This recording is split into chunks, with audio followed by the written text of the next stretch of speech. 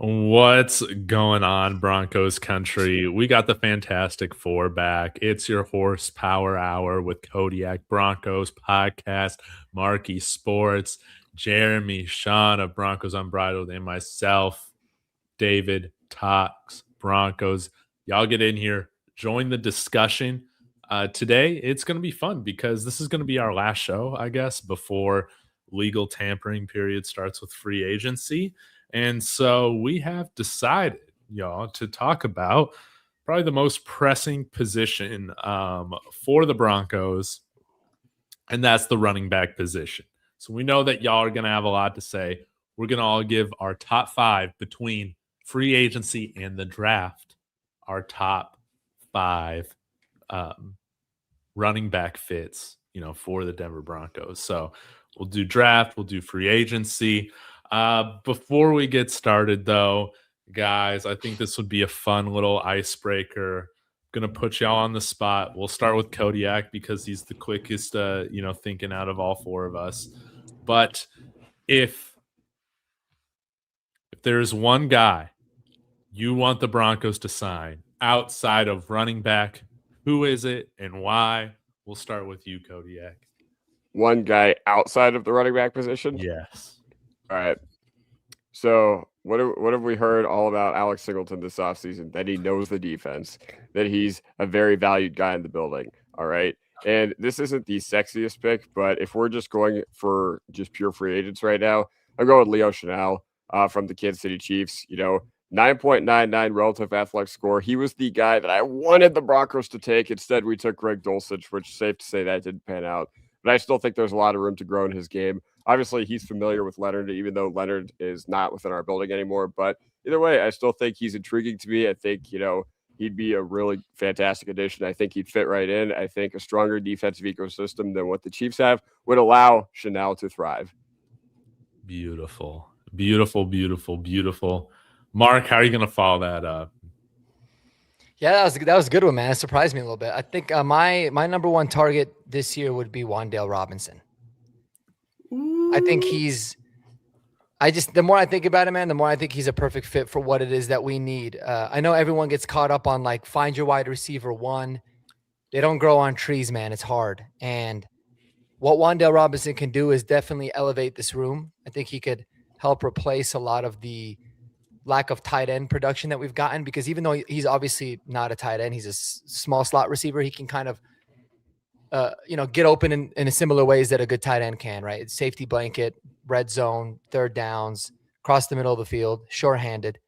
So I think he's a wonderful fit here. And I think this whole narrative of Sean Payton doesn't like the small receivers is a little bit overblown, in my opinion. If you kind of look at his history, he's got a lot of guys, but he's changing his ways, man. I mean, he fired his longtime buddy at offensive coordinator. He might give up play calling duties. I think he's gonna. So he's willing and open to changing. And I think that Wan'Dale Robinson would be a wonderful fit here, man. Jeremy, we got who we got off the board? Leo Chenal, Wan'Dale Robinson. Where are you going? Yeah, let's go. Let's go Tyreek Hill. No, I'm just kidding. I don't want to take I'm going to go with same position as Kodiak did. Let's go Devin Lloyd. How about that? Okay. That might be a nice addition to get some I don't know. I haven't thought about it enough, I guess. But linebacker seems like this position we probably won't be drafting too early, I wouldn't think. So that's why I would prioritize probably that position in free agency. But yeah, that's a good position. Definitely needed of upgrade for sure. Yes. Well, if I'm going to go with signing one free agent, we got to sign that is not of the running back position. Screw it, man. I'll stay on it. Isaiah Likely, baby. I think he's got the best receiving chops right now out of all the free agents. I know he might not be the inline blocker that some of the other guys are, but like Cody or Mark brought up, we got a little bit different of a play caller there. You would hope that Davis Webb can get a little bit more out of guys that are just absolute mismatch nightmares for defenses. Isaiah Likely's my guy at the tight end position. I'm feeling less and less bullish that it's going to happen. So this is my last, waving the Isaiah Likely flag, hoping that it happens.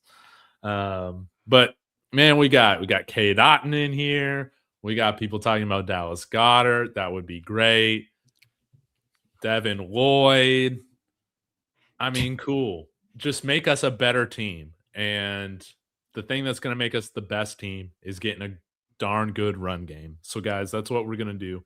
We have been working all evening to come up with our top 5 between the running backs or between the free agent running backs and the draft running backs, our top 5 for this position. Guys, we didn't even talk about how we wanted to do this. Do we all want to go around and say our top, our number 5 guy, or number 4 guy? Do we want to start at number 1? I didn't even think about how we wanted to do this. Any particular thoughts? What's the chat want? Let's do the countdown. You want to do the countdown? Yeah, maybe you wouldn't want to do a round robin. Everybody does their 5s, everybody does their 4s, everybody does their 3s kind of thing. Okay. All right. Yeah. Oh, yeah. Okay. So we'll start at 5. I like that. Yeah. Well, let's work backwards. Jeremy, let's start with 5 and then we'll work our way around. All right. The number 5 best fit running back for the Denver Broncos. Go. Okay. A couple of disclaimers from my list real quick. I covered the free agent running backs 2 weeks ago. So I'm going to strictly put my focus on the draft, just so we make sure we get enough of the draft guys in there. Also, as you'll see through the list, I didn't even put Jeremiah Love on there because we're not going to be drafting him. Right. So I didn't necessarily do it in the ways of these are the top 5 in my order of who, but this is just the fit as you were talking about. So my number 5, and this could be maybe somebody who could be left for a little bit later in the draft. Hopefully we'll see, but I have Nick Singleton, and he's 6 foot, 224. He's only 21 years old. And he's one of those guys that if he would have came out of the draft last season from Penn State, he probably would have been RB2 or RB3. And he went back, didn't have the breakout year that people were expecting. Mm-mm. And his problem for me, the only thing is he doesn't have a great missed tackle percentage. His vision was not what you would want it to be. And that's a big one for me because I love vision in a running back. But if we don't re-sign J.K. Dobbins, you're going to need that third down back that you need to be able to trust. And he's great in pass pro. He's great in pass catching. That if you could get him in the 4th or 5th round and have a guy that could come in, and if you don't quite trust RJ Harvey, that might be a nice little, gem. And he runs hard. He's going to be one of those guys that you can give it to, get the tough 1 yard, put your head down, get it. He's got the frame, all that kind of stuff. So Nick Singleton, I haven't, if you go back and look at his tape for 24, you're this guy's unbelievable. It's just a weird one-off. So you kind of have to do your research, do your homework a little bit on him, but I could see him being a steal if he ends up sliding a little bit. Well, I think he's going to slide. He broke his foot in the Senior Bowl. So I think that you can potentially get him. I don't see him getting drafted now. So I think that he could be a guy that you sign as a priority free agent that ends up carving himself a spot on the roster later on. Do you guys know the recovery time for his foot injury? Should he be good by training camp? Depends on how kind bad of it broken is. foot Yeah. it was. It was a 5th metatarsal bone in his right foot. Is that the pinky toe? Yeah. So a metatarsal is okay, if this was your toes and this is the part that's sticking your actual toes, the metatarsal would be this part. It's the part that's inside the main part of your foot, not the actual part, not the actual toe. It's the toe bone, but not the part that's sticking out. I've broken 3 of them before. That's how I know. Jeremy, I was about to say, how in the world did you know all that? Yeah. I broke. So in summer in between 5th and 6th grade, I decided to jump off somebody's truck to try to dunk a basketball and then landed on my foot incorrectly. Nice. And I had 2 surgeries and it's not that big of an injury. It's just a broken bone. typically, unless he had to have like surgery. But even with the surgery, it was like 6 weeks. Typically, it's like a month or maybe 4 to 6 weeks. So nothing. That's not too crazy. But Okay. PFF has him ranked right now at 119th overall. So, I mean, a broken bone in the foot is gonna like hurt his testing, which is what he would have done really well. That's what he needs to obviously. do. Yeah. So yeah, he might slide, but I don't think he'd go undrafted. But if you can get him 6th, 7th, I mean, I would definitely. Okay, so if it's not like a Liz Frank, this sounds like it's less serious. When they say broken foot, it's kind of an exaggeration. I mean, it's a broken bone in your foot, but it's not. Yeah, it's not it's called a Jones fracture. I'm looking at it. So 6 to 8 weeks to fully heal, return to activity. They're saying 3 to 4 months. So definitely not a Liz Frank, which is good. But yeah, he would have torn the combine up, man. He would have probably rose a lot from the combine, but that could be good. Got all the talent. Yep. Well, strong start here. I'm also happy this is not the names that we've been talking about consistently too. So I think that this is a great start for us. Nick Singleton starting off number 5 for Jeremy's list. Mark, where are you at? All right, I got a little disclaimer on mine too. I'm operating under the assumption that Kenneth Walker III is not going to be available. Okay. I didn't even think about him because if he is, he would obviously make this, but that's kind of my disclaimer. I was really struggling, man, between 5. I kind of wanted to do a 5A and a 5B, but I watched your video that you put just before this, David, and you talked me into it. My number 5 is Rachaad White. Dude, he's always been a running back I really liked. I don't know how he necessarily would fit with RJ since they kind of do the same things very well, but I like Rachaad White because he's a solid pass protecting back. He can catch the hell out of the ball out of the backfield. Can still run between the tackles really well. And I just think he's not going to be very expensive. He's a solid size. He's still pretty young. Doesn't have a lot of tread on his tires either, which you like to see. But this guy's kind of a freak athlete too, man. He's buttery smooth. I think he'd be really good. I think especially in like a situation where if the Broncos were to bring J.K. Dobbins back, then I really like Rachaad White a lot because he could fill in for RJ and do it very well. He could fill in for JK when he gets injured, unfortunately, as well. And I think from a cost standpoint, he'd make a lot of sense. So like Rachaad White, I've kind of liked him for a few years now. I liked all of Tampa Bay's running backs. Sean Tucker too, obviously, they got a lot of studs there. So Bucky Irving, one of my favorites, but yeah, Rachaad White is my number 5 pick. Dude. Do you got any idea of what you think a contract would look like for him in Denver? I would say if you're looking at a 3-year deal, it'll probably be 3 years, 21 to 24 million with 2 of those years guaranteed. So $15 million guaranteed. That'd be my guess. Mm-hmm. Okay. And that's kind of like off the cuff, but I feel like he's in the $6 to $8 million a year range. Yeah, I would say so. Kodiak, I see you pulling something up here off screen. You want me to throw that on here right now? Absolutely. So, guys, number 5 for me.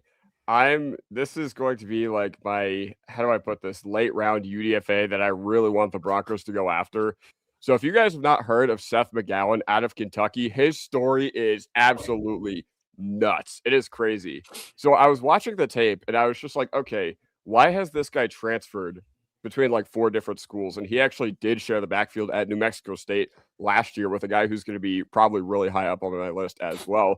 But guys, I'm sorry. Seth McGowan out of Kentucky. All right. The personality matches, what you're going to read in this article. And I love that because I'm tired of these running backs that are just like so grateful for the opportunity, man. I want some menacers, all right? Jaleel and Bidet just aren't getting it done for me. I want guys that absolutely wreak havoc. I want dudes that can, be, reckless off the field, and I want that to translate to on the field because Jaleel and Bidet, man, this past year, anytime a linebacker would just come up in their face, they'd just be like, oh, sorry about that. Nah, man, I want convicted felons at the running back position. We got to try something different, all right? So Seth McGowan, he did end up robbing someone like This isn't even alleged. Like, he did plead guilty to robbery charges, and he did ultimately have to do 3 months in prison. That being said, I think it really turned him around, man. I think it really turned him around. Obviously, you could read some of the stuff he did, and while all this seems not good on the surface, man, I'm just tired of not having dogs at the running back position. All right. So Seth McGowan, he is absolutely fantastic. And what really stuck out to me, he actually had 35 missed tackles forced on 166 attempts. I believe that that's one of the highest rates in the class. That's not from a guy like Jeremiah Love.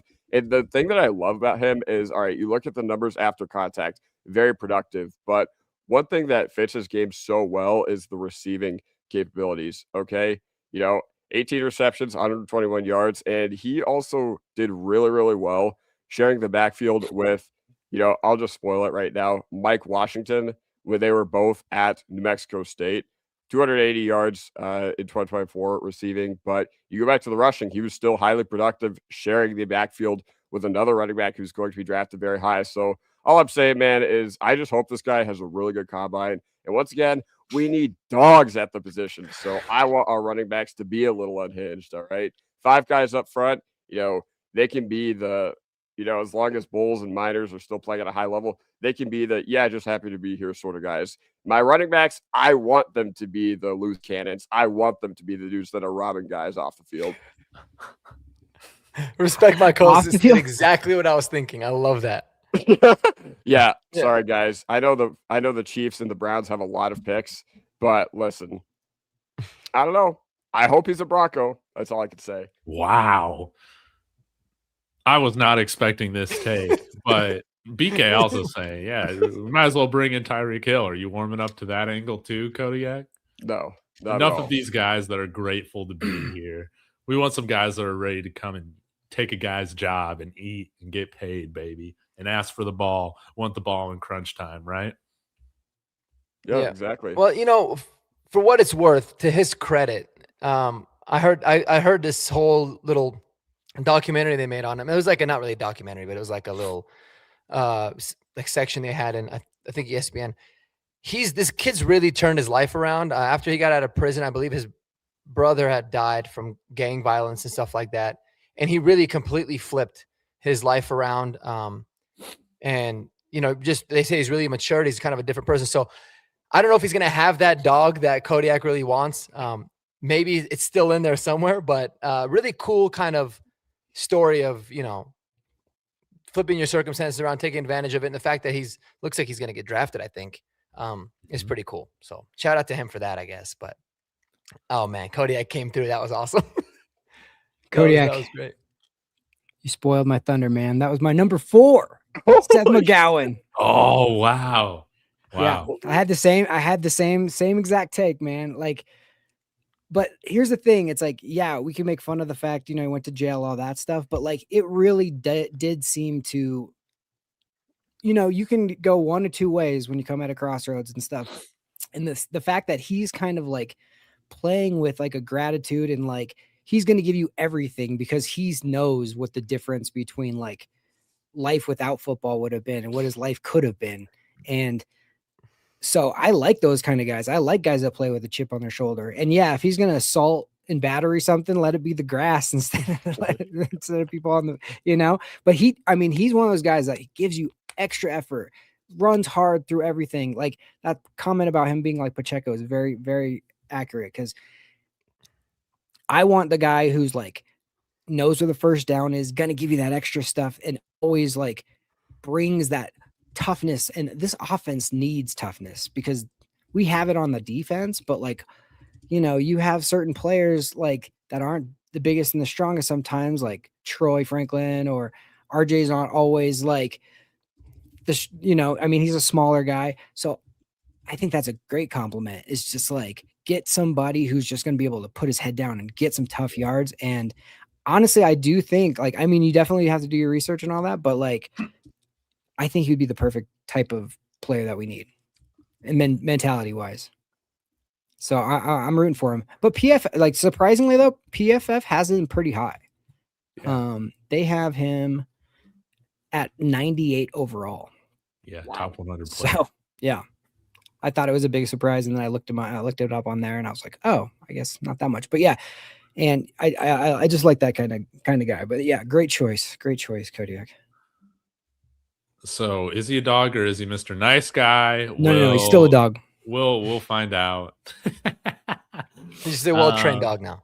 He just focuses it on the field as opposed to off the field. Okay, well, I guess I'll go with my number 5 guy, and he's not technically available. All right, he's not, but I think he should be available because his cap number is an issue, and that is a lot of people going to get mad at this one. Alvin Kamara, baby. All right, he's got an $18 million cap hit with the Saints. If the Saints cut him, they only save like $325,000. Here's where things get interesting, though, is that it seems like there's been a discussion more so of late about how the Saints need to move on, at least get something for him, because they're going to ask him to take a pay cut, maybe. But I think the Broncos could get him for a 7th-round pick or like 2 7ths. I mean, we got a 4th for Devon Vele. Maybe just cash considerations at this point. But if they designate Alvin Kamara as a post-June 1st trade, dude, they save like close to $11 million on the books. New Orleans does. And I think he would be on the books for a little over $11 million for us. But that's just 1 year. That's just 1 year. We got cap to spend. We could figure it out. But I think he's got another year in him. Still not at 2,000 carries yet. I think he's at, okay, he's got about 243 left before he hits that, or 233 left. Not the most impressive numbers this past year in New Orleans. He kind of slowed down in the second half of the year and then dealt with some injury. But I think he's a guy you bring in. Sean Payton's trust is massive when it comes to getting on the field. He can do that. You can platoon him, and it doesn't hinder you from drafting another running back high.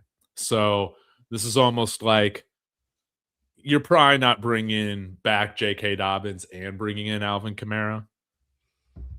I think I would still take Alvin Kamara over J.K. Dobbins, like in a vacuum. I know that number's a little high. Maybe you extend him for another year and, you drop that cap hit significantly.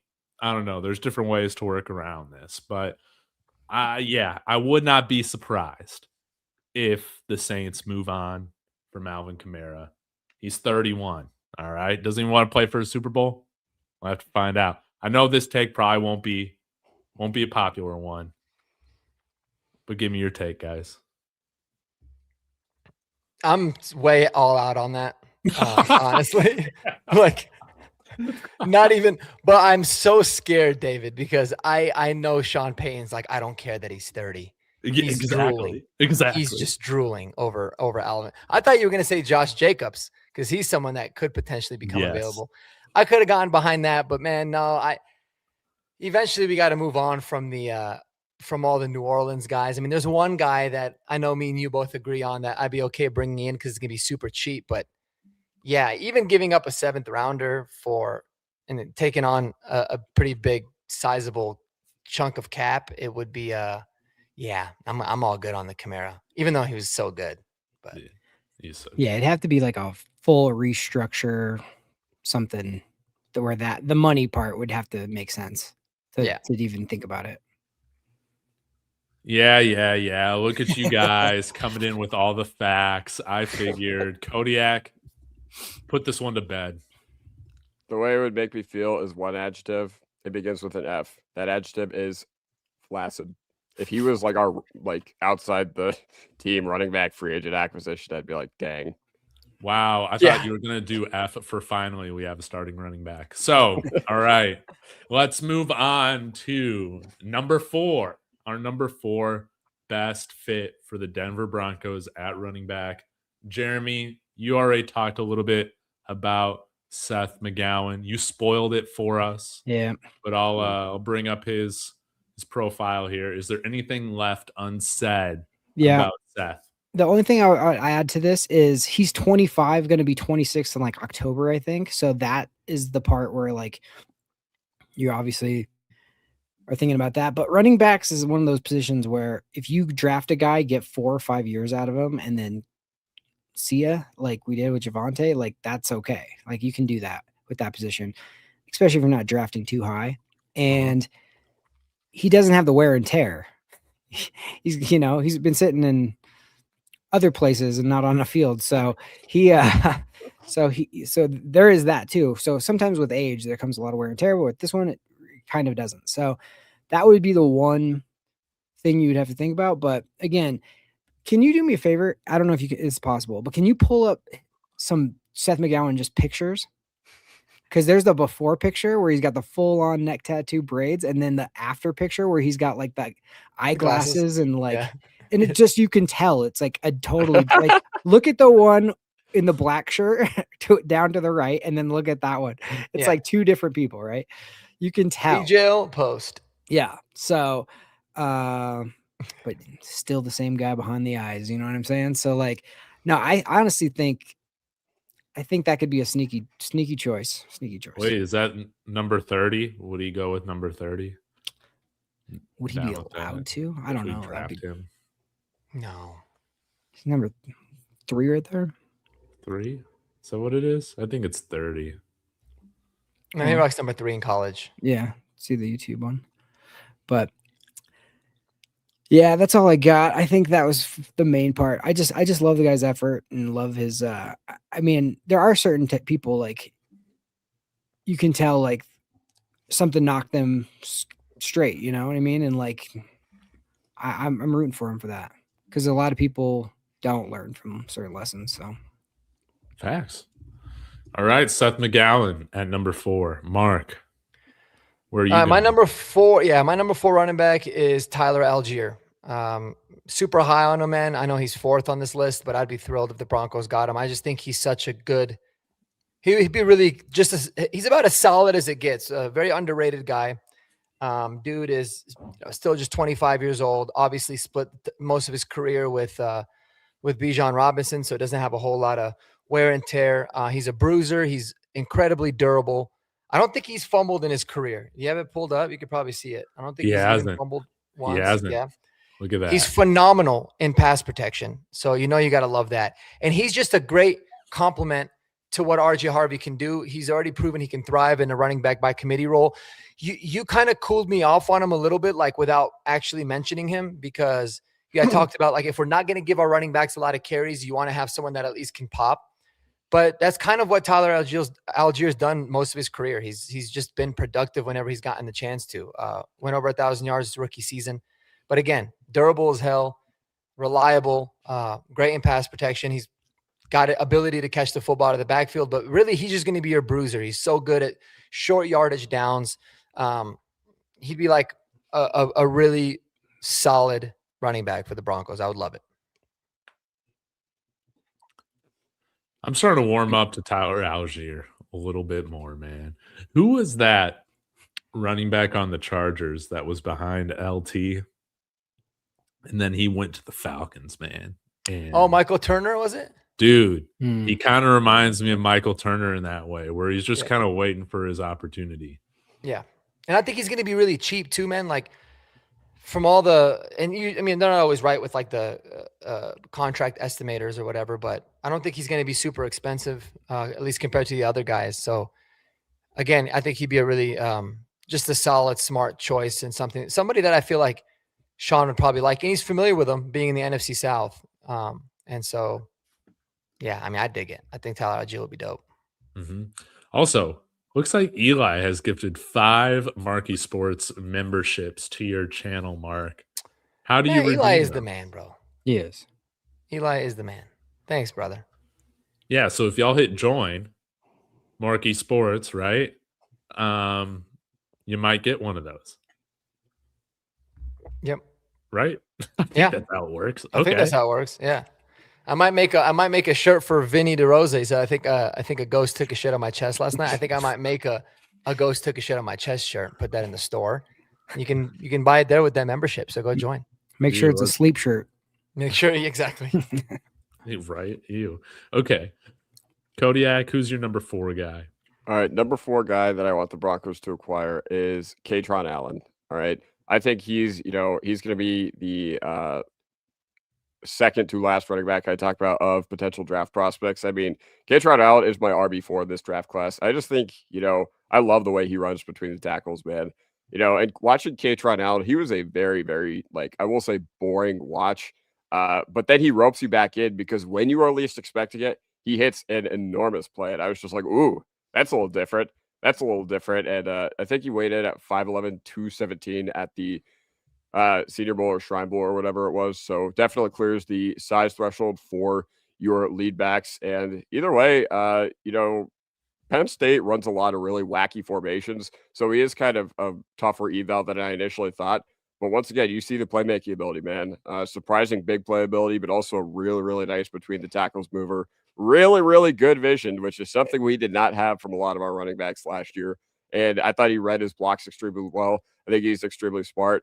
And the way this guy really, I think, got his start is when he was a senior at IMG Academy. He dropped 140 yards in one half against Bishop Sycamore. You guys remember that story?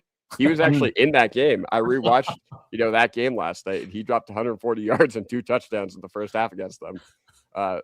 So, yeah, I guess that's kind of how he got his start. And the 3-down skill set's there, man. And once again, we already talked about Nick Singleton, but what I will say is, as Singleton his year was a little wishy-washy as Penn State went just down, down, down in free fall mode. Kaytron Allen only rose to the occasion. Yeah, if I had to choose one out of the 2 Penn State guys, I'm going with Kaytron Allen, especially now that you dropped that Bishop Sycamore stat. I mean, imagine somebody's career catapulting based on, playing Bishop Sycamore, man. That's crazy. Did you watch the documentary? Yes, actually, I watched the documentary 2 years ago, but I rewatched the whole first half of the game last night on FaceTime with a bunch of friends, and we were just dying laughing. You can tell it's the offseason, man. Kodiak is going down rabbit holes. He's cooking right now. All right. Well, yes, I'm cool with Kaytron Allen at number 4. I'm kind of jealous that I didn't have him in my list. At number 4, maybe something that's a little bit more reasonable here. We'll, spare you with another trade target. Jonah Coleman. I love this guy, man. And I just don't think he's going to be available at 62. So I think the Broncos would probably need to either select him with their 30th pick, trade back, and select him in the early second round, or trade up into the second round and go and get him, man. He's a guy that I think he can do it all. He's got great vision. He can run through you. He can break tackles. He's got some shake to his game, some explosiveness to his game. One of the best running backs in college football, which, checks out. Guys are consistently ranking him, the number 3 back in the NFL draft. But I also like his physical archetype. It's a little bit different than RJ Harvey. And it's nice to have backs, that can do some different things, right? For me, it's not like the most important thing. It's, can you make big plays? And I think he can make big plays. But he's a guy similar to Tyler Algier, some of the other guys you guys have mentioned, where I feel like he's always falling forward. And you're always profitable with a guy like Jonah Coleman, man. 2 fumbles this year, so that's something that's kind of meh. But no fumbles the years prior at Washington and Arizona. And caught 31 out of his 34 targets. So you can pass on the ball as well. 15 touchdowns on the year. If he was on Ohio State, he'd be a first-round pick. Jonah Coleman. That's nice. Yeah, no, I really like Jonah Coleman. Even though I have him rated as my RB5 in this class, he's very good. And he's just one of those players that I feel like is just very safe and very bust-proof. And that doesn't mean he has a limited ceiling at all. I just think that if you're just asking me, of the guys I have outside of Mike Washington and Jeremiah Love, who I think is just most likely to just be a really, really good pro in the NFL and have a long career, it'd be Jonah Coleman. And for what it's worth, I don't mind whether it's Jajarian Price, God forbid, Jeremiah Love falls to 30, right? But, if you're going to take a running back that was perceived to be a second rounder by all these stupid big boards, dude, who cares? If this is a guy that's changing your offense, take him with pick 30. We're not going to see it as a reach 6 months later. That's how I see it. If this guy truly impacts your offense. So, Jonah Coleman, let's move on. Jeremy, remind us of your top 5 so far and where you're going for number 3. I had Nick Singleton at 5 as a late round type of guy. I had Seth McGowan at number 4, and my number 3. I also have Jonah Coleman coming up, but not at 3. So it's coming. But number 3, I'm assuming I'm going to snipe Kodiak on this one. Probably Mike Washington Jr. He's 6'2", 228, 23 years old. Just a big man, and totally different size and feel than RJ Harvey is, right? Mm-hmm. He's also just big and dense, but still agile, like still got some shake to his game. And, he's great yards after contact, which you love to see from a big man, and just people bouncing off this guy. If he lowers a shoulder on you, like, good night. And what I love about a guy like this, and the Broncos haven't had a guy like this and desperately need one, is just think about a tired defense in the fourth quarter at altitude trying to tackle this man. Like, that's when you can just like break someone's will, like that's when they start to feel, they don't feel the altitude in quarters 1 and 2. They start to feel the altitude in the third and the fourth quarter. And then you got to tackle Mike Washington, who's 228 and just coming straight for you. Like, no, thank you. So I just think it'd be a perfect comment to RJ Harvey. I just I've been wanting a guy that's, you could look back at that AFC Championship game where it's like 4th and 1 and you're doing a weird bootleg and you're not sure what call to make. I want a guy that's just like, hey, we're giving it to him. Good luck trying to stop it. Like, That's what I want. Yep. Like, impose your will on some people, and you have the stadium and you have the advantages to do that. So like, let's lean into that. That's why it's like always wanted a punter who could punt deep in the altitude. And I want a guy who can just like end your day in the fourth quarter. So Mike Washington, that's the problem. What's that? You just got to tell Sean Payton that, man. I don't know. He used to listen to the show and then he blocked David. So I think now he's probably boycotted us, but yeah, dude, like I've been wanting to see the home field advantage, altitude. I've been wanting to see that advantage back for a long time. I feel like it's just a crowd noise, but it doesn't seem like players really get affected by it too much because we refuse to run it down their throats, man. But I 100% agree. Mike Washington, I think, you can make an argument that he's a top 2 running back in this draft. He's phenomenal. I was shocked when I saw that he was 6'2", 230. Right. He does not move like that, so he'd be awesome. But I only have one rookie who made my list, one draft eligible player that made my list, and that's just because I don't know if Sean's gonna, trust 2 rookies, and if we do have 2 or 2 young running backs, and if we do, then how much is he gonna play him? So I'm kind of put all my chips in the basket on veteran guys for that reason. But that's a great shout. Mike Washington's a dope. Yeah. Yeah, I like Mike Washington. And shout out to him getting 1,000 yards on a 2-10 football team. Yeah, and he's ranked 60 spots lower than Seth McGowan. I know it's PFF grades, but yeah, Mike Washington's different, man. He's really, really good. I will be so interested to see how the NFL scouts these guys compared to like these PFF grades, because that surprised me that Mike Washington's like 159 overall right now. Yeah. And McGowan's top 100. So it is interesting. Yeah, I think I'm higher on Mike Washington than a lot of these big boards. We'll find out, though. We'll find out. Mark, where are you going with your number 3 back? And remind us who's your top 5 so far. Yeah, so number 5, I had Rashad White. 4, Tyler Algier. And number 3, I got Travis Etienne. We talked about this, I think, I don't know if it was last year or the year before, like trade for this kid. He's a perfect fit for Sean Payton's system. I still think he's a wonderful fit. He'd be a great compliment with RJ as well. He can catch the hell out of the football. He can run between the tackles.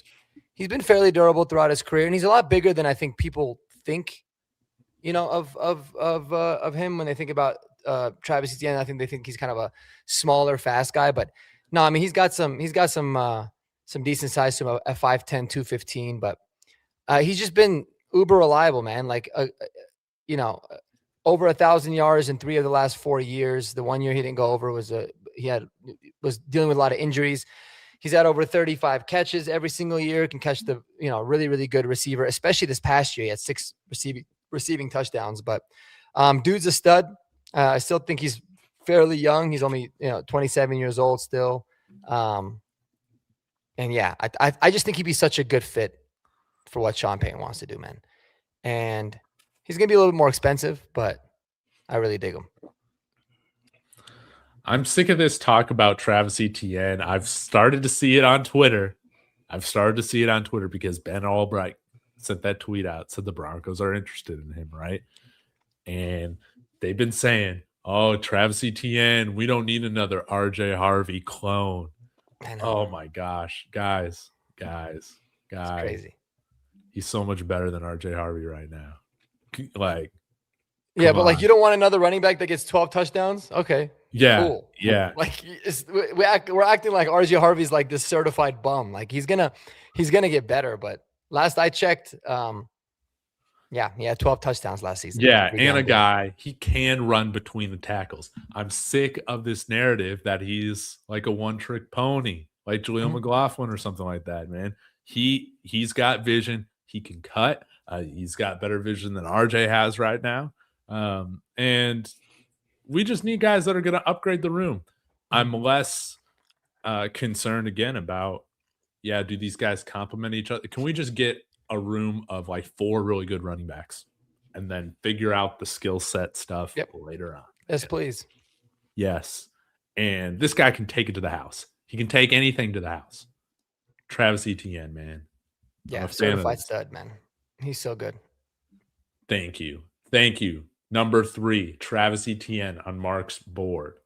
Kodiak, who's your number 3?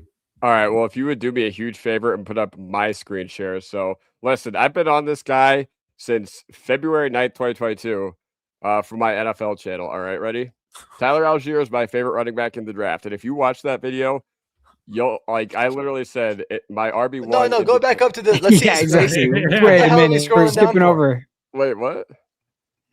Okay. No. All right, there we go. The Cowboy. Right is that a Jets jersey? Yeah. So, by the way, guys, like I have no affiliation to the teams in the background, of the jerseys in the background. But Danny Trevathan jersey, how about that? Either way, in this video, I talked about his story about him, being a Walmart cashier, walking onto BYU, then being really, really productive. And I think he was honestly part of the reason why the Jets were tricked into, accepting the fact that Zach Wilson was, their quarterback that they took 2nd overall, because Tyler Algier was a big part of that BYU team in 2020, where they had a bunch of 25, 26-year-olds and were just dominating at will. But also, I just wanted to show off a lot of really funny things that people said. So I said that he was going to be a faster Javonte Williams. And I mean, I guess, all right, he plays the same style as Javonte Williams. All right. And this was after Javonte's rookie year, by the way. This was like when people were still high on him. So, yeah, that was February 9th, 2022, only a handful of days before the Rams and the Bengals played the Super Bowl. But, yeah, I've been on this guy for a while. I just wanted to provide something that I thought hadn't already been said, because I think you covered everything about the player. Just wanted to leave that little gem up there just for horsepower. Love it. Yeah, go back up to your thumbnail right there. Yeah, I see where you got the term Kodiak now. Wait, what? Or yeah, Cowboy Kodiak could be the move. Oh, yeah. I just need to know what jerseys are right there. Okay, so that's Muhammad Wilkerson, OBJ, Megatron, and then Danny Trevathan, Allen Robinson, and then behind Muhammad Wilkerson and Danny Trevathan is Terry McLaurin, because I bought that off DHgate because I wanted I wanted something Redskins before they changed their name. Nice. Wow. Kodiak, I'm gonna. This is for you, brother. Yeah. I need to up my hack game. That hat is awesome. Yeah, definitely check out Kodiak NFL because a I lot haven't of your posted- takes on there have aged so well. I haven't posted on that shit in a long time, but yeah, if you want to watch my old stuff, go ahead. Dude, beautiful. Love it. So I respect number a Danny 3. Trevathan jersey, by the way. That Oh is yeah, man. mad thank you. respect. Yeah, you know ball if you got a Danny Trevathan jersey. Yeah. Okay, my number 3 back right here. Jadarian Price. What else needs to be said other than that? He's a first-round talent. He's one of the best running backs in college football or in the NFL draft this year. The one question, or there's 2 question marks, the fumbling issue. All right. He has 4 career fumbles on a part-time load. He only has 281 career attempts and 4 fumbles. That's giving me slight Melvin Gordon vibes. But he's so much better than Melvin Gordon, guys. Just watch 2 minutes of this guy. He'll run through you. He'll juke you out of your cleats. And just a big-time playmaker, man. The other question mark I have with him is, can he earn Sean Payton's trust? And not to helmet scout, but I am. Audric Estime never did it because he had these fumble issues too. So maybe second time's the charm, drafting a Notre Dame running back who can be that bruiser at 5'11", 210. I feel like he's bigger than 210. He's got serious speed, and he can take this thing to the house. So Jadarian Price, Jonah Coleman, both of those guys are really close to me. I love those guys. Yeah, Jadarian is a stud, man. I don't know how the hell Notre Dame didn't make the college football playoff with those running backs. They were crazy. Right? They were so good. But yeah, I think clear RB2 in the draft. He'd be awesome here, man. I didn't know he had that many fumbles. And honestly, I keep forgetting that Audric Estime went to Notre Dame. Kind of forgot about him. Oh, and he tore his Achilles in 2022. But that was like 4 years ago. Yeah, no big deal. I think he's okay. Yeah. Maybe he's faster, right? He looks great. Yeah. Jadarian Price is a stud too, man. Yeah, I like Jadarian Price. Okay. Jeremy, who's your number 2 running back? Yeah, I guess I'm just today's not the day. I just picked the wrong order here, but Jonah Coleman's number 2. Let's go. And you'll find out who's number 1. Jonah Coleman, I mean, to me, I said, like, it's like tackling a bowling ball. Like, he's just so big and low to the ground. It's like, good luck trying to like tackle. Like, you don't have a choice but to kind of tackle him like around like the chest area, and good luck with that. Like, that is not going to happen. So he's just so powerful and just a problem to bring down. Another guy, like I said, I want a guy who can get that tough yard, and he's just not going to go down easily, and we just need that guy. So we talked about him already. He's only 22 years old. Yeah, Jonah Coleman, number 2. Wonderfully said. It kind of reminds me of Maurice Jones-Drew, that lower base. But like 230, 228 right now. And at that age is like, this guy's going to be a problem. He's a tank. Mm-hmm. Okay. Mark? All right, so my number 2 running back he's only number 2 contingent on the fact that we do not trade for him. I am very opposed to trading for this player. What? But my number 2 is Breece Hall. Yes. We talked about him at nauseum. I know that's your baby, Davis. So sorry to take him, a little. I guess talk about him a little earlier. I'll let you get all the glory, but I mean, Breece Hall's so damn good, man.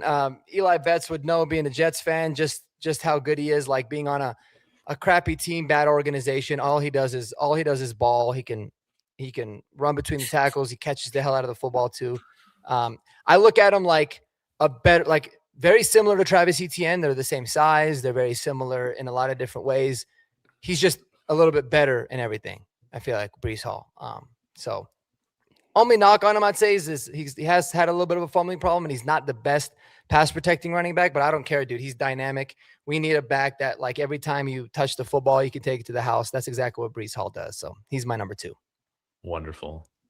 Kodiak? Now, I do have something to say. Why are you opposed to trading for him? Because, well, okay, if we're going to trade like a 5th rounder because they tag and trade him, fine. I don't think it's going to take that. And for me, you know how I am about running backs. Running backs are rentals. They will always be rentals. That's why drafting them in the first round is stupid, because you would never draft a player at any other position if they were like, hey, they're only going to play for you for 4 years.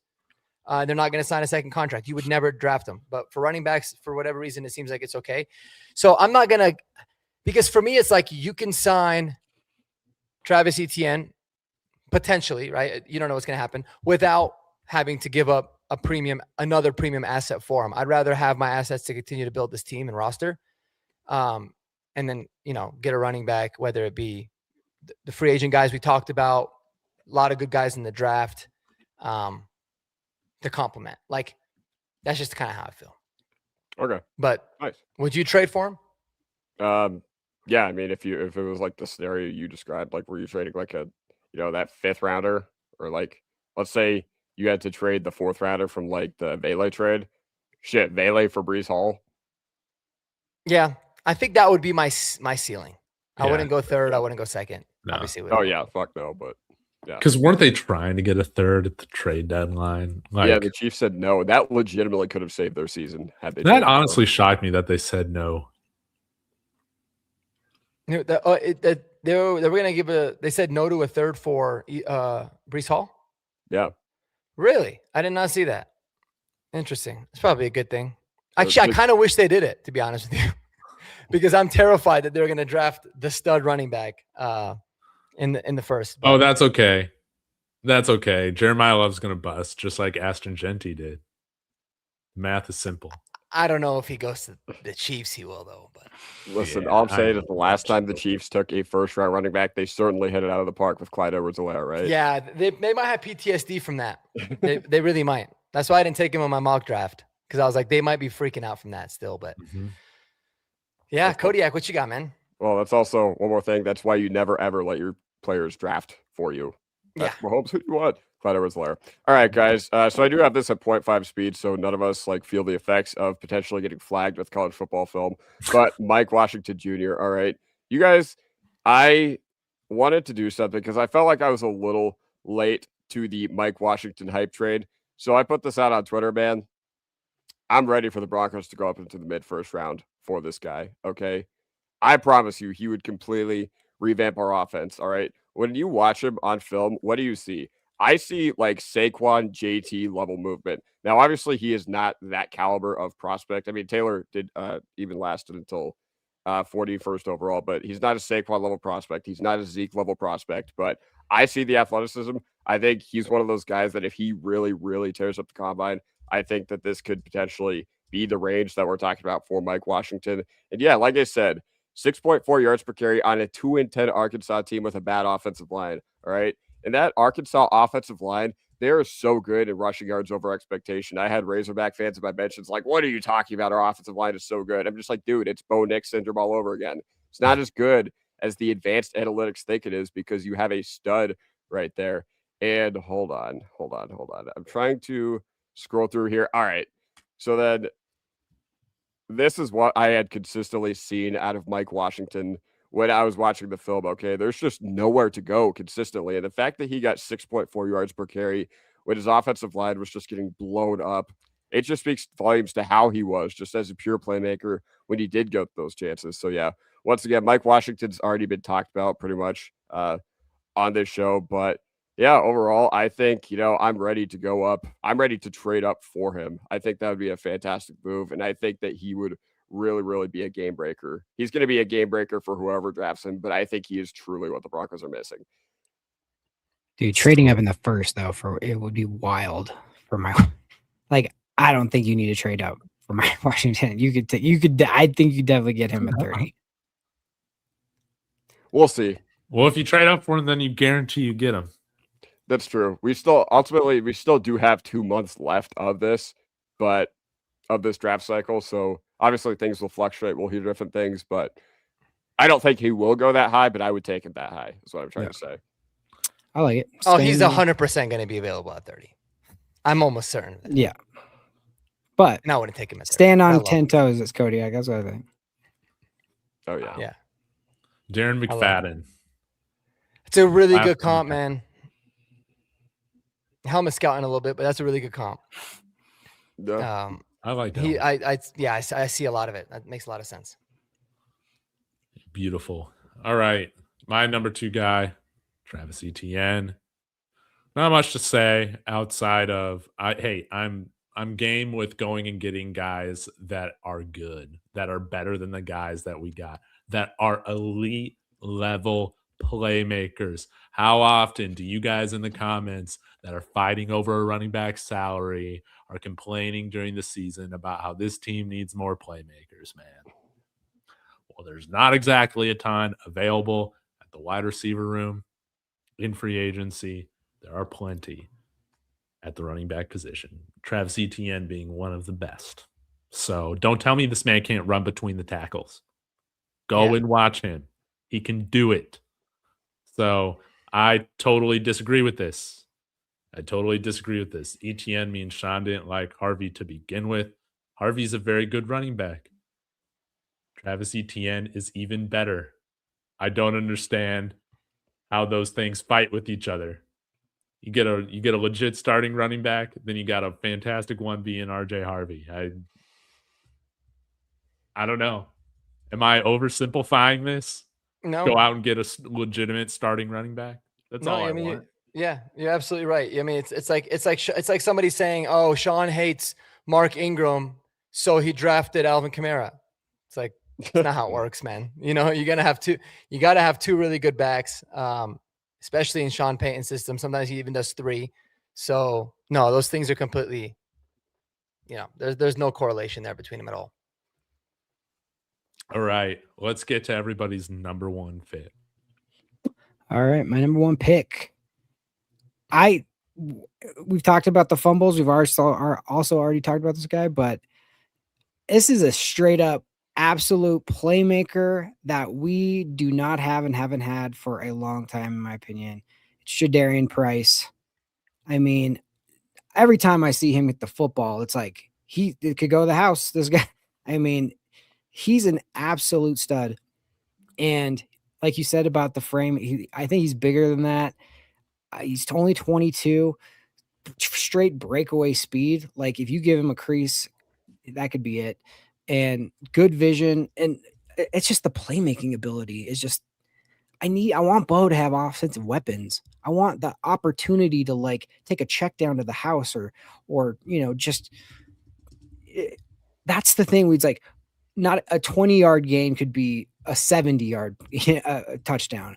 And make things easier, take stuff off. Like I want long drives because we're supposed to have this great offensive line and yada, yada, yada. Okay. You give this guy that type of a hole. Like, I just think that would be the perfect type of guy. Now the knock is he split time with Jeremiah Love. So he wasn't the RB1. You didn't see that much. And he had like the fumble issue, but he also didn't have the wear and tear because of that. So I don't know, man. Like everybody loved Travion Henderson last draft, and he split time.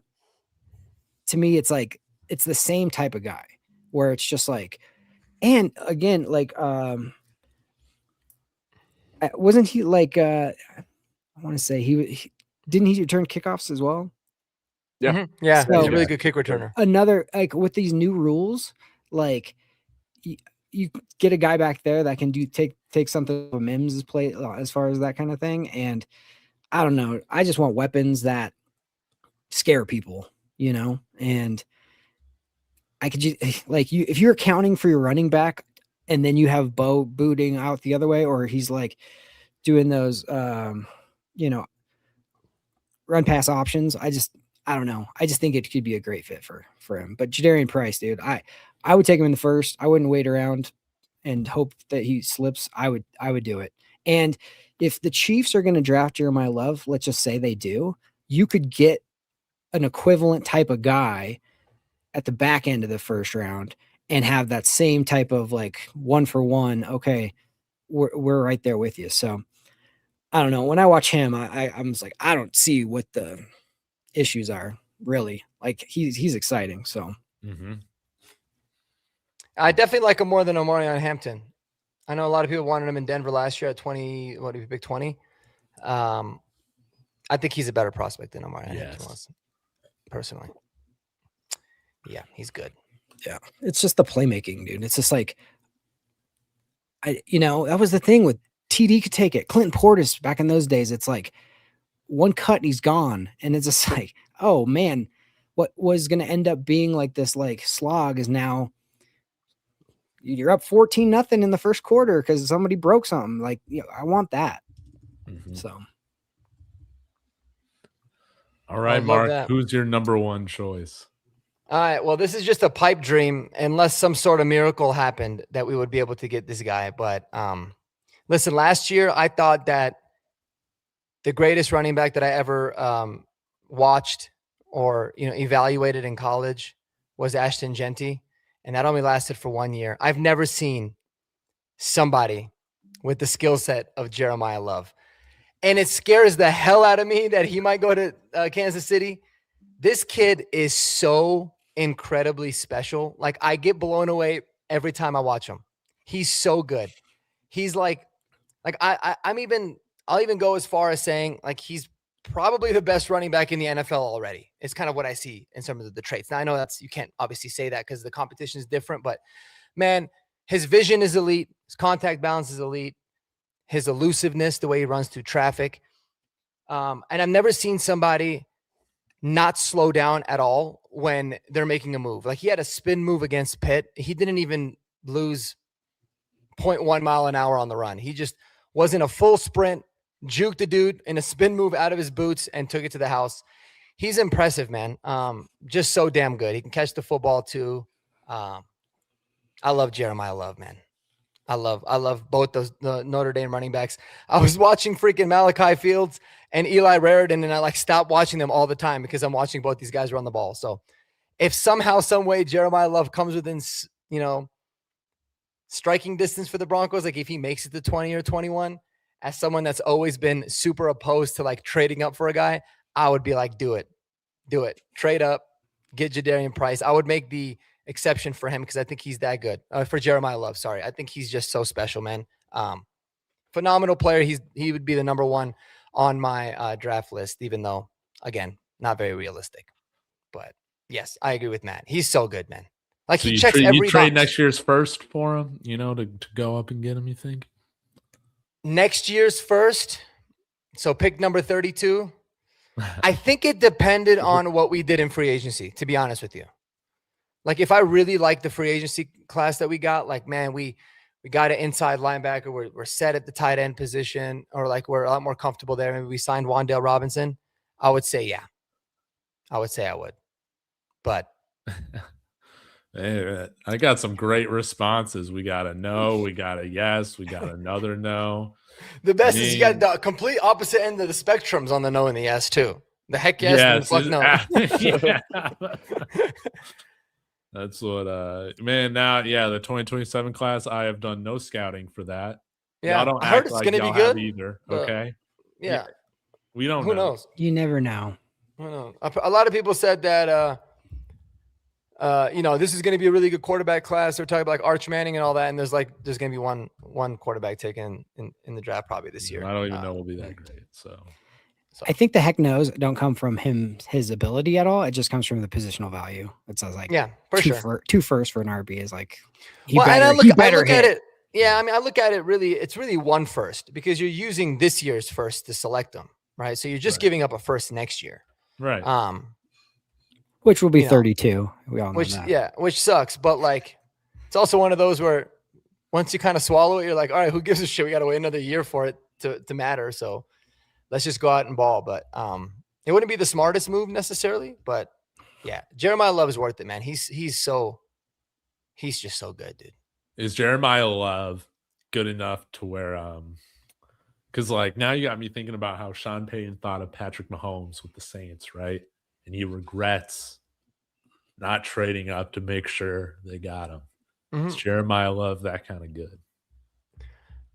I mean, I think so, but it's just so different because, a lot of people have him going top 10. The only thing that could be working in our favor this year is maybe teams have it's like a copycat league, right? You remember the Eagles, they won the Super Bowl against the Chiefs. Their defensive line was just dominating. So everyone was talking about, oh, we need to go out and get that dominant defensive lineman. And then this year it's, Nicky Manwari was such a stud with the Seahawks. Everyone wants that like in the box hybrid nickel type of safety. And then Ashton Genty went 6th overall last year. And I don't think anybody, even the hardcore Raiders fans out there, could admit that was a good pick. It absolutely was not a good pick. And so maybe like teams are like, taking it back that early if you're not ready for it. But again, now you got teams that are going to have much better infrastructure around running backs. Like Kansas City would make sense, even though an O lineman or a receiver might make more. So if he falls a little bit, I think then he could start having that conversation. But I think he is that caliber of player, to answer your question, David. And everybody has him so high on their boards, but they need a place to stick him like in a mock draft. So like, Kansas City, because they're drafting high this year, which they normally wouldn't be, and they need a running back. But it's like Kansas City's got more problems than just that. Yeah. So and they, like you said before, they have been burned by that first round running back because they thought, let's just pair him with Patrick Mahomes. So I always get nervous when everybody agrees on something. I'm like, okay, then that's probably not going to happen. And that's what it seems like on this one is everybody thinks he's going there, which he might, and that would suck for us. But at the same time, they got other problems. They got a lot of older, great players retiring and getting old. So they have more to think about. Yeah. I would probably trade back if I was them, but who knows? I mean, I did a mock today, and I'd even mean for this to happen, but Jeremiah Love fell to 25. I think I took him with Chicago. And I was thinking about it. I was like, I just really did that because I can kind of see other teams going in another direction. But I mean, it's tough. It's tough to see if Genty went 6 and all of the only real question marks you had on Genty were what last year? He played at Boise. So is that going to affect him? And he had a little bit of a fumbling problem, whatever. That wasn't that big a deal. And he had a lot of tread on it. Well, and he had a lot of tread on his tires, right? Yeah. Exactly. Yeah. So he's not the biggest guy. Jeremiah Love played at Notre Dame, does not have a lot of tread on his tires, is much bigger, faster, more explosive. He's got it. There really is no question mark with this kid. It's crazy. Nothing. So it's like, man, if and it's not just me. I think a lot of people probably have him rated higher than Ashton Genty. So if he went 6, it's hard to think that he's gonna drop out of the top 10. But that would be great. That would be great.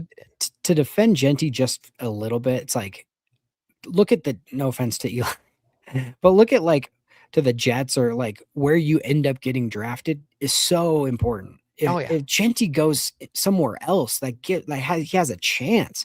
I think he has a much different year. So no, I agree. It's one of those things Saquon not sucked, but he didn't live up to expectations as a Giant, and then you put him in Philly and he's the MVP. So, and I think Genty's on that exact same trail, dude. I think he's gonna have a better sophomore year, and then he's gonna blow up in years 3 and 4, and then they're probably gonna let him walk, and then he's gonna go to a good team because the Raiders are just ass, and then he'll sign a big contract somewhere else and he'll ball out there. It's probably what's gonna happen. Yeah. Mm-hmm. Mm-hmm. Okay, so your number one choice, Mark, was Jeremiah Love. Kodiak, where are you going with yours? Well, 2 things. I just want to add on to a little bit of the talk.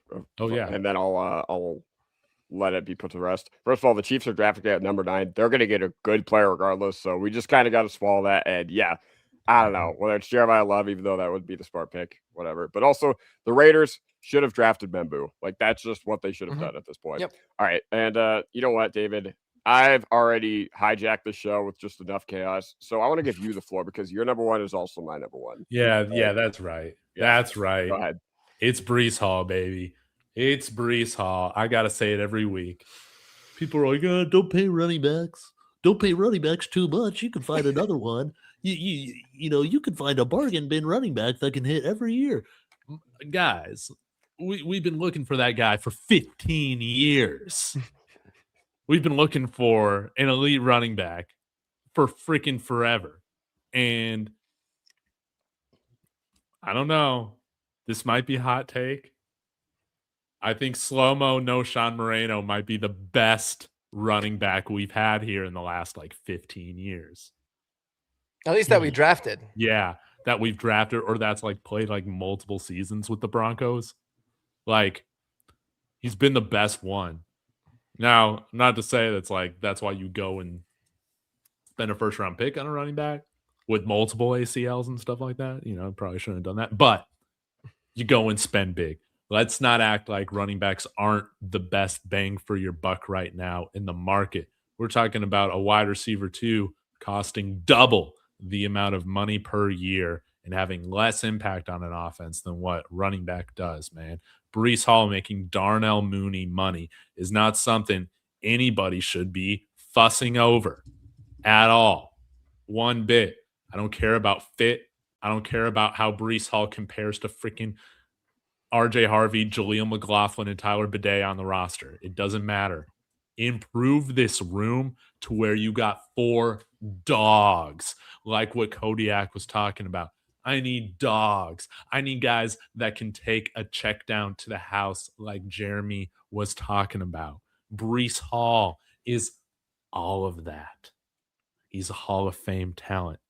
What other Hall of Famers can you go and get for $13.5 million a year? And yes, you do trade the Saints pick for him because at the end of the day, it's a 4th-round pick. Nobody cares. So trade for him, sign him. I don't care. Get an elite running back here in Denver. We haven't had one since Clinton Portis. We are the Denver Broncos. What are we doing? What are we doing? We're the Denver Broncos. We should care about running backs. Yep, I agree, man. Well said. Well said. He said that's a good point. We've been looking for those people for 15 years. I'm there at the tight end position too, man. I'm like, I don't really care who the hell we get because we've been searching for so long. Just pay whatever. And you're absolutely right with the running back position. Yeah, man. I mean, how many guys have we drafted that just who's the kid from Oregon that we drafted a while back? Oh, Royce Freeman. Dude, Rolls Freeman, Royce. dude. Rolls Royce. That guy was He's still supposed in to the be league. amazing. That guy just showed up with no speed from Oregon. Yeah. That was such a settled pick. Lindsey basically killed any hope of him working out. Mm-hmm. Yeah. Yeah. No, And it was shade to crazy. Philip Lindsay, but he's probably been our best back since I guess no Sean, right? 2,000-yard seasons and I'd say probably CJ. Maybe CJ Anderson. CJ was a dog, but I'm I with used to Jeremy. love CJ. Rookie year, Javante was just different, man. You remember watching him just drag dudes on his back for fucking 30 yards? Yeah. That was insane. Remember the run against the Cowboys where he was in a huddle, a scrum, and then he just gets out of it and trucks the dude. Oh my God. I'm so sad he didn't work out here. It's probably why he's a Cowboy because of that. Mm-hmm. Congrats Happy on- for him though, man. That's awesome. Awesome that he got paid. He got paid. Good for him. Got paid big. Deserved it. But yeah, signed. There's 6 running backs we could sign free agency that I would be totally happy with. Yeah. There's, I don't know, 10 running backs we could draft that I would be happy with. And it's not. Can we just show some effort in drafting this position? So, But I feel like if we actually if we actually spent a lot of money on a running back, Sean would almost feel obligated to utilize that running back. He'd have to be listen, we invested in this dude. We actually have to use him entirely. And that's what I want to see. I'm sick of seeing 12 rushing attempts and 48 throws in a game that we led most of it. And we led the whole time. And you're like, oh, that seems to make a lot of sense. Drives me absolutely crazy. Yeah. But also, I've seen this pop up with Breece, he tore his ACL or something like that a few years ago. On our field. Yes. The only guys that seem to, stay generally healthy seem to be the only guys that are in part-time committees, like Tyler Algier. Guys, it's just a position where you're going to get banged up. That's the risk That's why people don't like paying Darnell Mooney money to running backs. I don't care. I don't care. If he can finish the majority of the seasons, which he has, he's good in my book. Heck, we all want J.K. Dobbins back for a third year, right? Or maybe some of us do, as like the RB3. You take what you can get from these guys. Yeah. And am I missing something? I mean, that's the only injury that he's missed games with. Yeah. And like all he did the following year when he came back from it is have 1,500 all-purpose yards and 9 touchdowns in his first year back. With the Jets. With freaking Nate Hackett. Didn't he catch like 55 passes or something ridiculous? 76. Yeah. Oh, wow. Even more than I thought. 76. So it's like, first of all, the injury happened in 2022. That's 4 years ago. And he's just been like really good since. It's not like, Javonte, where it took him 3 years to really not fully come back. Like, I'm not worried about the injury history at all. And he's 24 years old, man. He's the same age as RJ Harvey. In fact, I think he's younger. Hold the pause. I think he might actually technically be younger. Wait, yeah, I think he is younger RJ because Harvey's already 25. Yeah, Harvey just turned 25 a couple weeks ago, right? So Breece Hall is younger than RJ Harvey, though. That's crazy. That's insane, actually. I don't know if that makes me happy or sad, but that's crazy. One guy that didn't make anybody's list, J.K. Dobbins. That was my other asterisk. Okay. I did it. I guess for me, it was like I would really like Rachaad White if it meant that we had J.K. Dobbins signed. I'm kind of assuming he's going to be back, but I don't know. I hope it's not. I hope it's not like, oh, we're just going to run it back with JK. Yeah, don't run it back just. No. Like you have 3 guys to replace or 2 if he comes back. So yeah. But how would you feel about JK Dobbins resigning for like $2 million or something small, and then you draft 2, like somebody or some people are saying now you do. I mean, you could do like I would be fine if I would be up for like Jadarian Price in the first, and then you get a McGowan or Singleton late, and now you got a lot of options.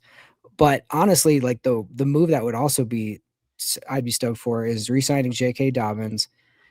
Somehow you get Kenyon Sadiq in like the first, and then you get Mike Washington in the second, and then you get somebody late like that. Like now you have Emmett Johnson, a totally different vibe of your offense as far as like big, strong, tough guys, as opposed to what we have had is slender kind of finesse guys. Yeah.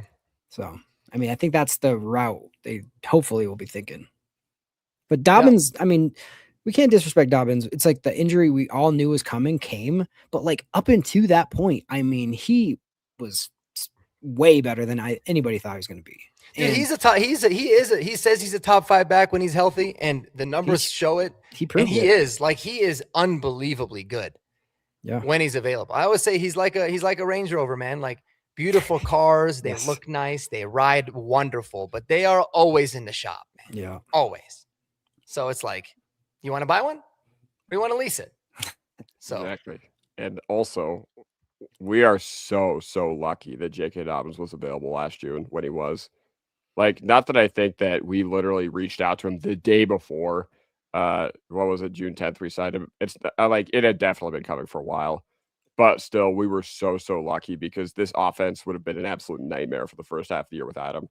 And I always harp on that because I want to remind everybody what this team looked like. When it was still rough sledding in the first half of the year. And J.K. Dobbins basically was our whole offense. And then Bo really turned it up in the second half of the year. But, man, I want J.K. Dobbins to come back, but he cannot be our only move at that position. And I think you guys are right. None of this, I always bring up this meme, all right? None of this. No going to the podium after we signed J.K. Dobbins, and that's it. And being like, we were in strong, we monitored. None of that. He can be a part of the solution. He can't be the solution in March. We'll see how bad he wants to be a Bronco, man. Because I think he will have options. Yeah. In particularly options where he could get more time. Maybe. Because it's a deep free agent class, man. Like real deep. and it's a pretty good running back class, so he could. But I would sign J.K. Dobbins immediately, put him on IR, designate him to return whenever we want, whenever we need him. That's what I would do. I'd say, listen, man, you're gonna start the season on IR, and then when we're ready to call you up, that's how we're gonna do it. We're not gonna wait for you to go on IR. We're gonna be proactive, put you on there, activate you when we're ready. That's what I want to do. So we're going to be the NFL's version of the Golden Knights, basically, is what you're telling me. Yes. Put Mark Stone on long-term IR, basically the whole season. Then game 1 of the playoffs, oh, here he comes. Unlimited cap space as a result. It doesn't work like that. It'd be cool if it did, but yes, that's exactly what we're going to do. That's a good comp, Cody. Yeah, put him on pup. We want you to be available for the back half instead of the front half. Yeah. And also, we can't discredit like RJ Harvey also improving a lot from year 1 to year 2. Yeah. So and I think he was good. Yeah. I think, that experience in rookie year is always tough for running for rookies, or rookie years. You always hit a wall and all that. And he, like Kodiak said, thank God we had J.K. Dobbins to kind of let RJ get his feet wet. And then by the time we absolutely needed him, he was a lot more ready, but I could see him popping in year 2 too. Yeah. So you can't just assume he's going to be the exact same as we saw him last time. No. But yeah, imagine when you have a really good running back as your RB2. Isn't that the scenario we've been talking about this whole time, guys? One to have a Jahmyr Gibbs, David Montgomery thing, right? We're wanting that kind of dynamic, having two backs that could be starters on a lot of other teams in the NFL. Mm-hmm. Yeah. Exactly. Yeah, so you go sign Breece Hall, and that changes everything. But guys, I guess we'll find out maybe as soon as next Monday if Breece Hall will be a Bronco, right? Because tampering starts next Sunday or next Monday. I think it's 2 weeks. Oh, for real? Yeah, I'm pretty sure it's. I thought it was next week. No, I think the legal tampering. It's always on a Thursday when it starts. I think it's the 9th. Yeah, it's March 9th, which is my birthday. And all I just want to say is 10 years ago on March 9th, 2016, the Broncos, their moves were letting Malik Jackson walk and letting Danny Trevathan walk and not tendering CJ Anderson. So hopefully 10 years later, when I turn 25, I'm a little happier than I was when I turned 15. I think it's actually March 12th. Oh, that's so far away from because the 9th is a Monday. But okay. So it's Wednesday, March 11th. We have the internet. Okay, cool.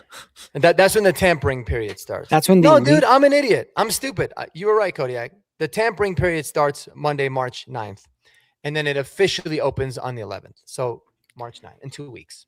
My favorite part is when it's like the legal tampering starts on this date at this time, and it's like 5 minutes into it. They're like, we have a deal in principle. We have sometimes it's the trade. The best is the trade. It's like, yeah, they figured that out in the first 30 seconds. You're like, wow, that they were so legal with that tampering. Yeah. It all starts at the combine this week. All the tampering. That's when it starts. We're being tampered with, right?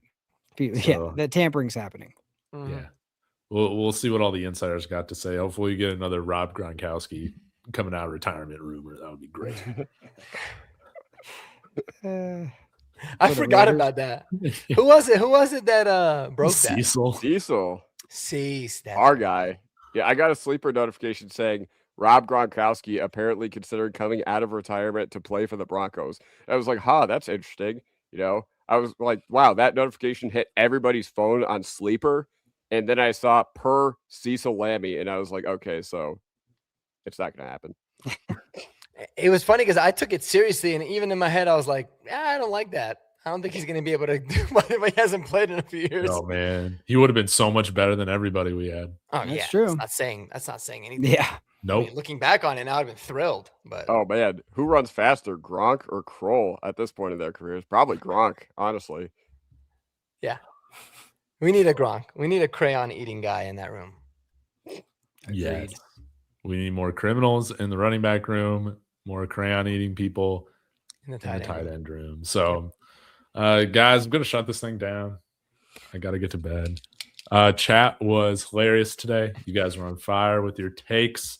We'll be back next Monday to discuss. Maybe we'll do another position group, something like that. Maybe tight ends. Tight ends could be fun. Wide receivers. Pass catchers. Yeah, pass catchers. I like that. Offensive Like, lineman. open it up. We'll Yeah. get to that. Frank Crum. Yeah. We'll get to that later on, but greatly appreciate every single one of you. Please go subscribe to all my friends. Links are in the description of the video. We'll see you next time. Go Broncos.